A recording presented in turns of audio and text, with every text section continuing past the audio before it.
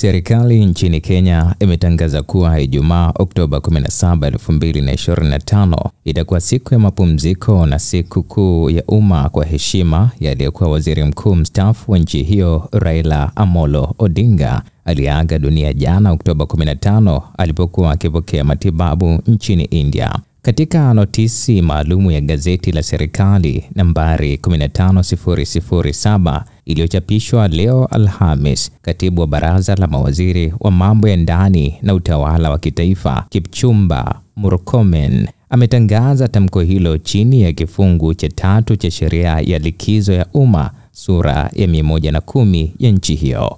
Bendera kote nchini Kenya zimekuwa zikipepea nusu mlingoti tangu jana Jumatano, wakati habari za kufariki kwa Odinga zilipothibitishwa, huku vitabu vya rambirambi vikifunguliwa katika ofisi za serikali, balozi na ofisi za chama cha ODM.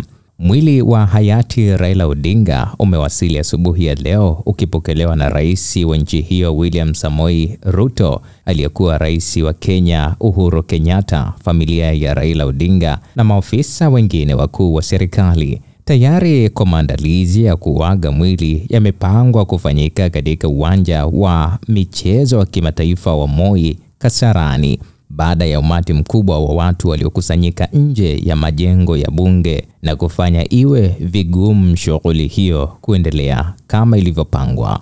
Mipango ya awali ya kupeleka mwili wa Raila Odinga kutoka uwanja wa ndege wa kimataifa wa Jomo Kenyatta JKIA hadi makafani ya Lee kwa ajili ya matayarisho ya mwili kabla ya kupelekwa kutazamwa na umma ulifutiliwa mbali, huku kukiwa na ongezeko la umati wa wafuasi na wanachama wanaomwomboleza kiongozi huyo shupavu. Maofisa wa kijeshi na waandalizi wa mwili waliokuwa wametumwa katika kituo cha makafani cha Lee kupokea na kuandaa mwili huo, badala yake wameagizwa kuelekea Kasarani ambako shughuli hiyo sasa itafanyika. Awali matakwa ya Raila Amolo Odinga mwenyewe yalikuwa ni kuzikwa ndani ya saa 72 tu baada ya kufariki kwake. Hata hivyo, kutokana na kwamba amefariki akiwa nje ya nchi, taratibu za usafiri na maandalizi zimepelekea mabadiliko madogo ya muda.